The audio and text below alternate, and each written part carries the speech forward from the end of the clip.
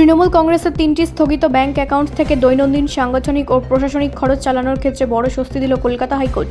আদালত নির্দেশ দিয়েছে, বিশেষ আধিকারিকদের তত্ত্বাবধানে দল ওই 3টি ব্যাংক অ্যাকাউন্ট থেকে প্রয়োজনীয় অর্থ ব্যয় করতে পারবে।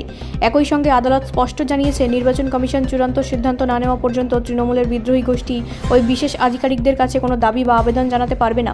শুনানির সময় আদালত পর্যবেক্ষণ করে যে, পুলিশ যে তড়িঘড়ি করে দলীয় ব্যাংক অ্যাকাউন্টগুলি স্থগিত করেছিল, তার পক্ষে পর্যাপ্ত ও গ্রহণযোগ্য উপাদান আদালতের সামনে উপস্থাপন করা যায়নি।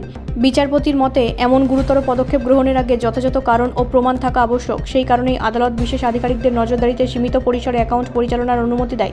আদালতের নির্দেশ অনুযায়ী দলীয় কর্মীদের বেতন, অফিস পরিচালনা, প্রশাসনিক ব্যয় এবং অন্যান্য নিত্য প্রয়োজনীয় সাংগঠনিক খরচ এই অ্যাকাউন্টগুলি থেকে করা যাবে। তবে প্রতিটি লেনদেনের ওপর বিশেষ আধিকারিকদের নজরদারি থাকবে এবং স্বচ্ছতা বজায় রাখতে প্রয়োজনীয় নথিপত্র সংরক্ষণ করতে হবে।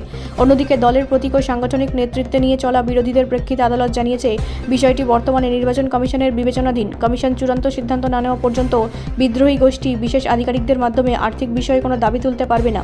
এর ফলে অন্তর্বর্তীকালীন সময়ে দলের আর্থিক কার্যক্রমে স্থিতাবস্থা বজায় থাকবে। আইন বিশেষজ্ঞদের একাংশের মতে, এই নির্দেশ একদিকে যেমন দলের দৈনন্দিন কার্যক্রম সচল রাখার সুযোগ করে দিল, তেমনি অন্যদিকে আর্থিক লেনদেনে নিরপেক্ষ তদারকি নিশ্চিত করল। নির্বাচন কমিশনের চূড়ান্ত সিদ্ধান্ত না আসা পর্যন্ত এই অন্তর্বর্তী ব্যবস্থা কার্যকর থাকবে বলে আদালত জানিয়েছে।